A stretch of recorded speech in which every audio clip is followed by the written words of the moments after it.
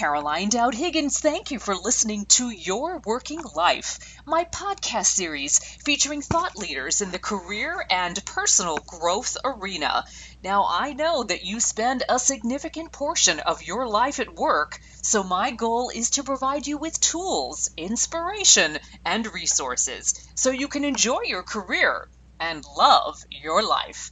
And I am delighted to welcome my special guest to the show today, Jeff Sanders. Jeff, welcome to the show. Hey, thanks a lot, Caroline. It's great to be here today. I'm so excited to talk with you, but I want to share with our listening audience a little bit about you. Jeff Sanders is a public speaker and author of the best-selling book, The 5 a.m. Miracle, Dominate Your Day Before Breakfast. Jeff is also the host of the 5 a.m. Miracle podcast, which has ranked number 1 in iTunes in the self-help and business categories. Been nominated for 2 2015 podcast awards and exceeded 2 million downloads. Impressive, Jeff. Jeff is also a 10-time marathon runner, personal development junkie, and passionate raw vegan. He's also a productivity coach, specializing in helping others dominate their day before breakfast. Jeff writes and speaks every week at jeffsanders.com, and you can also find him on Twitter. Jeff, you are a dynamo, so tell me about the miracle of 5 a.m. and why getting up early is awesome. Well, 5 a.m. was not awesome for me for a long time. It was one of those kind of things that I stumbled upon on accident. I was working a day job a few years ago, and I was busy, building a side business, and I had a marathon to train for, and I couldn't find time to train for the marathon except before work, which to me sounded like torture. But I realized if I'm going to do this marathon, I'd better make time for it. And so I decided one day to do a 5 a.m. wake-up call, and then I would go for a run to see how that would work before getting into the office. And it turns out that the very first day, I fell in love with it. And it was a fantastic experience. I had tons of energy. I felt great that day at work. I mean, yes, I was tired later on, and it took a little while to adjust to, but overall, I realized that there was this time period that was kind of magical or miraculous early in the day. And so if I was able to wake up and really take advantage of that, well, then the rest of my day would be that much better. So I know I can just get into the brain of our listeners saying, okay, I'm a night owl. That's never going to happen. And I can tell you just a little bit of background about me. I used to be an opera singer, so I was on at night, and it was really important for me to sleep in a little bit in the morning because I was working until late in the evening. Yeah, I mean, night owls definitely believe that to be a night owl, you have to stay one for life, and that if your schedule is kind of crazy, the early mornings are impossible. But I think one of the best parts about my overall message is that intentionality is the goal. And so you do not have to be awake at 5 a.m. That's a really arbitrary time that I just found effective for my own schedule. But the reality is that when you are intentional at the time you go to sleep and the time you wake up, you can optimize those hours you are awake and when your energy is at its peak. And so if you have those things going for you, then you can get a lot done and still be very productive and have lots of energy. And then if you happen to choose 5 a.m., that's a great thing, but it's not at all required. So everybody has their own start time, but what I'm hearing is that efficiency in the morning is incredible.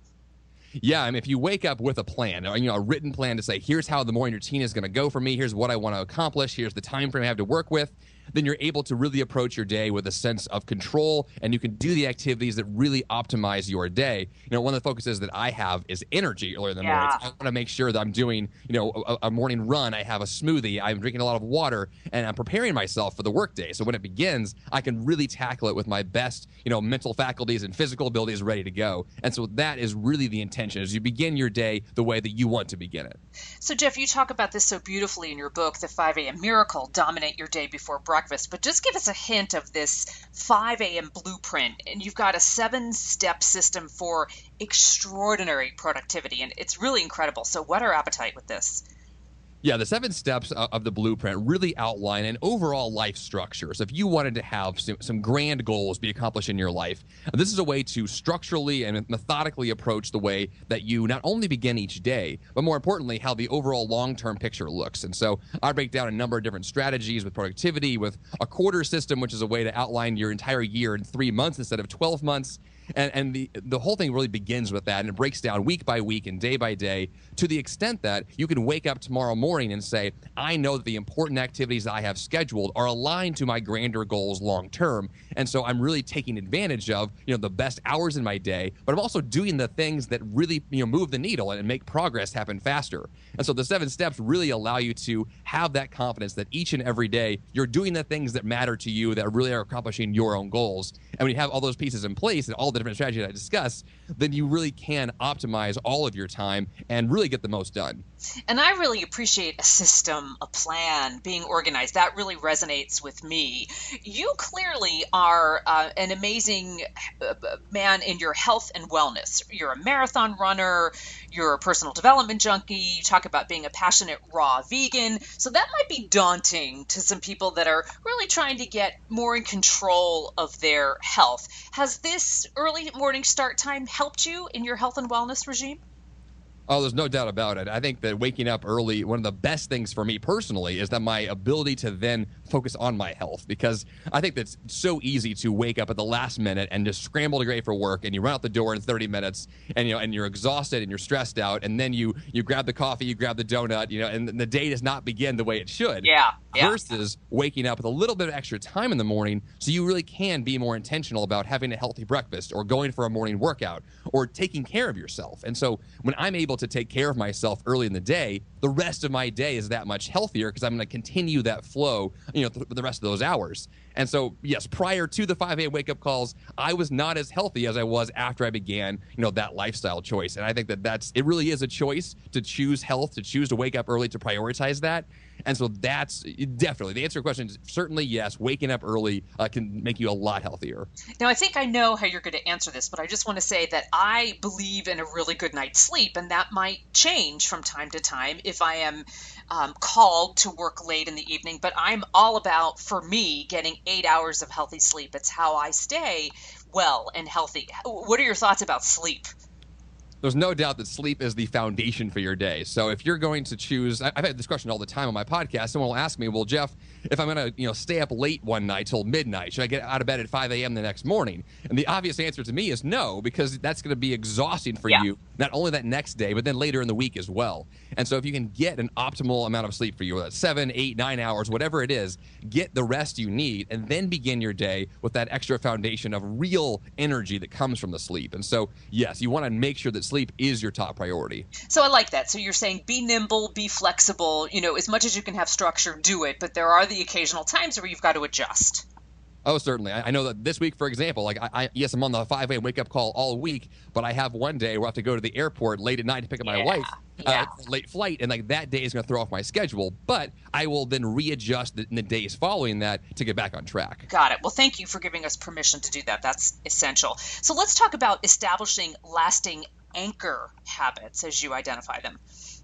Yeah, anchor habits really are the things that we already do. So you might, in the book, I list examples of waking up, working out, and going to work. Those are 3 things that a lot of us tend to do most often. And so if you take those things you're already doing, you can then tack on little habits that are then attached to that. So if your anchor habit is to wake up at 5 a.m., you might then meditate for 10 minutes afterwards, because it's easy to tack on a habit to one that's already in place. Or you might go for a workout and then have a smoothie right afterwards. And the idea is that you're looking for those things in your life you're already doing well, and you're going to keep doing those, but then add on the little extra habits. They're going to make a big difference in the long term, because that's where the best habits really stick, is when you attach them to things that are already normal for you without having to totally reinvent your entire life to make them happen. Got it. So talk about designing your ideal week with morning and evening routines, and tell us what your routine looks like and how we can identify and start to plan our routine.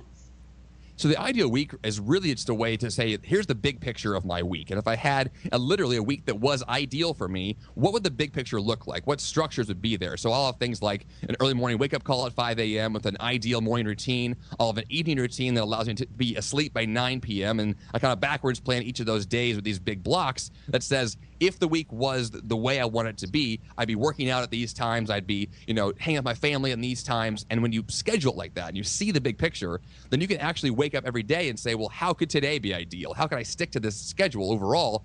And then you begin to really orient your life around those big blocks and around those boundaries you set for yourself. And that creates this sense of momentum to really live the life that you want to live. but it has to begin with this bigger structure of putting in those big rocks and those things that really matter to you up front. And then the smaller, less important things will either get pushed to the side or ignored completely. And that's really an important focus, is to make sure that the things that really matter to you are truly scheduled in your life. Yeah, and thank you for again, giving us permission to say, okay, what really matters to you? So this is going to be a unique program for each individual listening. This is not a one-size-fits-all. Hey, Jeff, I have to ask, has your wife morphed to your early morning routine? Is that something that came naturally? I mean, you mentioned she has a late-night flight. Obviously, that doesn't happen all the time, but are you in sync with your wife as far as scheduling? The best answer is no. We're Thanks for your candor. Yeah, we actually live quite different schedules most of the time. I mean, she has a very different work schedule than I do, but in general, she needs a lot more sleep than I do. Okay. So she'll actually go to bed before I do, wake up after many nights. So she's in bed a lot more than I am, but the reality is that she lives a life that fits her schedule and her routine and her ideal habits. And so in no way am I trying to like force what I'm doing on her. Yeah. We do have those discussions quite a bit about, what is ideal for you and what's ideal for me, and then how does that work together for us together in the same household to make sure that we can complement each other's habits. But again, beautiful to hear that you don't have to be exactly on that same schedule with your loved one. You can make it work, right? And you can live together in a way that's asynchronous, but still compatible. Yeah, it takes a little bit of work, a little bit of talking up front to make it happen. But once you have those conversations, then it is pretty easy to make it, continue for the long term. Got it. Now, in the book, you talk about using a dedicated task manager. Tell us more. So I use a program called Noseby, which is a Getting Things Done, or GTD, designed program. What that really means, and it's fancy terms for saying that it's a program that is my master to-do list. And so I'm able to put my entire life into it. And that really means like all my tasks, everything from the smallest things, like brush my teeth this morning, to the bigger projects that I'm going to be working on. Everything is there, personal and professional. All of my life are organized in these tasks. Now, this is very similar to having a calendar, only everything is viewed in a list view. So all your projects have lists. All of your day is filled with a list of things you're going to be doing that day. And I'm able to really see the big picture of what it is I'm doing, what things matter the most, how I can reorganize my schedule very quickly on the fly. And by having my whole life in one location, and then it's very easy to stay more efficient because I can really make those important choices throughout the day to make sure that I'm always doing the next most important thing. And so no one has to use a dedicated task manager per se, but the idea is still the same, that have some place where your whole life can be so you can get the big picture and make those daily choices with more efficiency. Well, it's also accountability. Would you agree? And the sense of closure to say, I checked that off the list. I find that gratifying.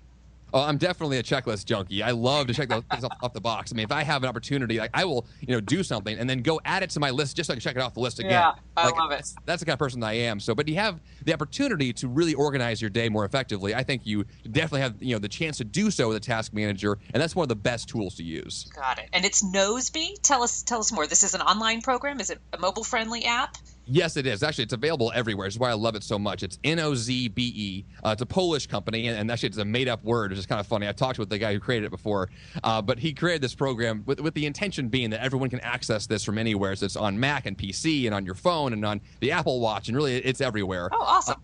Which is really fantastic if you use multiple platforms or you're using a computer at home and then one at the office. It all can be synced together. So if you have all of your lists in that one easy-to-access location, I think it's really ideal to have a system like that you're able to access when you need it. Excellent. So walk me through Equilibrium Zero. We've got Inbox Zero, Desktop Zero, Project Management Zero. What does that mean? Well, most of us are familiar with Inbox Zero, the idea that you can, get all of your emails down to zero in your inbox. You literally have processed and responded to everything. And I applied that concept to more areas of my life. And I called it Equilibrium Zero as a way to kind of house together all those ideas of areas of my life where I'm going to zero out my life. So Desktop Zero is a good example. We have like a physical desktop with, you have a computer on it, a keyboard. You might have a coffee cup. You might have paperwork.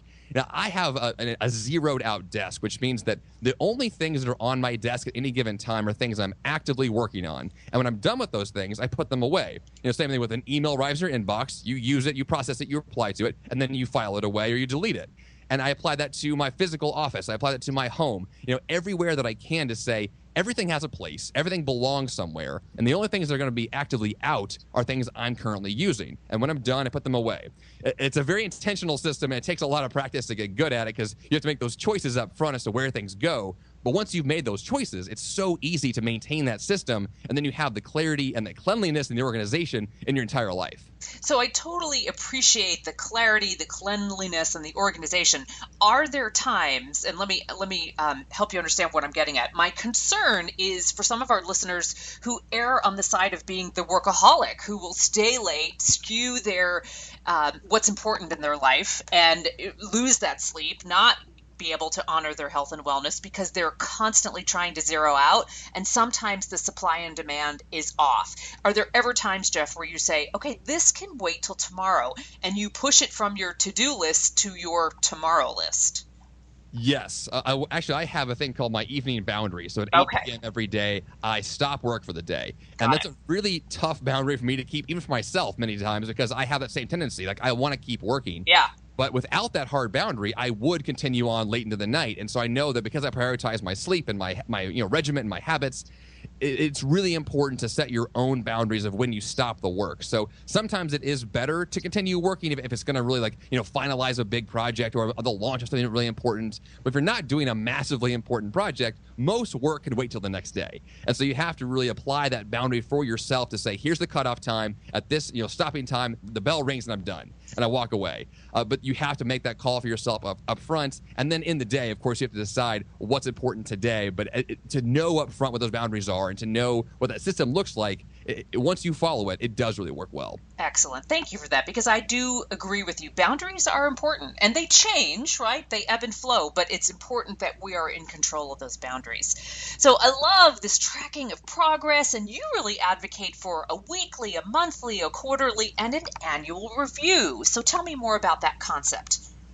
So I have a process for all those different, checkpoints in my life, the weekly, monthly, quarterly, annually, where I'm going to review what just happened. So the weekly review is a good example of this. Every Sunday night, I look back at the previous week and I ask myself, what was really great this week? What did not go well this week? Yeah. Habits did I stick to? Which ones did I did not? And by analyzing that, I'm able to really figure out, what went well and how I can continue that next week, and what did not go well and how I can fix that for the coming week. And if every week I'm doing that, then I'm keeping up with my projects. I know where I stand in all of my work, and I'm able to effectively organize the tasks I have coming up. And so for me, the review process is a really vital one, because it's the best time for me to get that big picture perspective on where I am in my life with all of my projects and all of my goals, and then I'm able to schedule out my life with greater efficiency and more effectiveness, because I've seen the big picture. I know where I stand, I know where I did well, and I know what to fix. And that's important to be aware of, at least on a weekly basis with life. Because it's so busy and things are so crazy that if you don't have the chance to really analyze that, then you get behind and you get frustrated with your own work. But taking even just an hour a week to look at your life is really helpful. Well, and I love the accountability of taking control over what you are doing and what you're responsible for. I think some individuals that work for organizations are relying on that boss or that supervisor to hold them accountable with that annual review or that quarterly review. And this really gives you permission to take control of that yourself. Oh, certainly. I think the idea of an annual review as the only one you do is it's so outdated, right? Yeah. It's not nearly enough. Once a year is just such a long-term look. Whereas if you're looking at what you're doing every week, you're very aware of where you stand as often as possible. And I think it's just really important to have those kinds of times built, set aside to look at the big picture, because that's where you have the chance to really think and analyze and reflect. And those time periods are where you get a lot of good ideas and a lot of new innovations. And I find that those time periods are really, really invaluable. Good stuff. So, Jeff, your energy is just palpable. I can hear it. I'm energized by you. It's infectious. I love it. And you have this concept of going pro with advanced strategies that include standing desk and productivity music and vision boards and inversion. So walk me through those. I know our listeners are excited to hear more. Yeah, even right now, like in my home office, I have the vision board available. I'm at my standing desk at the moment. I'm going to do inversion later today when I work out. I've got all these different systems built in because these things all lead to a really enhanced energy and productivity. So the standing desk is a good example. This is something I took on about 3 or 4 years ago. And as soon as I began doing it, I was hooked right away because I could feel the difference in my energy on day one. And I knew that, sitting was just not working because standing was so much better. And so I simply applied that to, at the time, my day job and at home. I had both standing desks going at the same time. And then, of course, whenever I can have the chance to move around, have more physical activity, I incorporate that in my day. The same goes for the focus music you mentioned. I love using music that enhances my ability to think and really stay focused on one activity. So I use a service called Focus at Will, which is a great service that provides music tracks that do not have any human voices in them, so there are no, not distracted by that. You just really hear these like repetitive sounds that at first sounds almost kind of annoying or boring, but the reality is that after a few minutes, your brain just tunes them out and you stop hearing that noise, and all you're hearing are the thoughts on your current project. And it's incredible how you're able to really zone in on the work you're doing. So I absolutely love that. Jeff, you're a gem. I would love to hear more about inversion. So I'm thinking, well, you tell me. Yeah, inversion is something that I thought was a little bit goofy at first. This idea to literally hang upside down. It sounded very strange. But what I discovered was that it's a health and fitness or exercise tool, but it also has an effect on your productivity, because when you, and in this case, I have gravity boots. So I strap these boots to my ankles, and I'll hang by a bar in the door frame of my office, and I live just hanging there for about 10 minutes a day. And by doing so, the blood will rush to your head. And at first you'll feel kind of weird, but you adjust to it pretty quickly. And then what happens is with all that blood and all that oxygen in the blood rushes to your head, your brain really becomes more alert. And when you're finished with the inversion session, you really do feel like you can think more clearly. And it's incredible how you can feel that change. And so for me, all of these things lead to me thinking more clearly and getting more work done. And so inversion, as weird as it sounds to hang upside down, it is an effective productivity tool, as well as one that's good for your health. And so I find that anything I can do that enhances my ability to think and focus and work, I just absolutely love that stuff. Awesome. Jeff, you are a rock star, and I thank you for sharing your wisdom and expertise. Tell us how we can buy your book and find you online and listen to this amazing podcast, the 5 a.m. Miracle podcast that you host. Sure. JeffSanders.com is the place to find all of my material. The podcast, The 5 a.m. Miracle, is available on iTunes, as well as the book is available on Amazon. So if you go to JeffSanders.com, you'll see links to all of these things right there. But yeah, I do have a lot going on usually all the time on the site, so it's a great place. The podcast is probably the best place to check out if you really want to know kind of what's going on currently with what I'm doing. Awesome. Jeff Sanders, I wish you continued success, and I thank you for your time today, and I hope our professional paths cross in person sometime soon. Definitely. Thanks a lot. Be well. And I want to thank all of you for listening to Your Working Life, where my goal is to help you design your career destiny so it doesn't happen by default. Career and life satisfaction is possible, and it's time to embrace what you love doing so you can do more of it. My show is now available on iTunes, YouTube, Podbean, and Stitcher. Leave a comment because I always appreciate hearing from my listeners. I'm Caroline Dowd-Higgins. Take good care.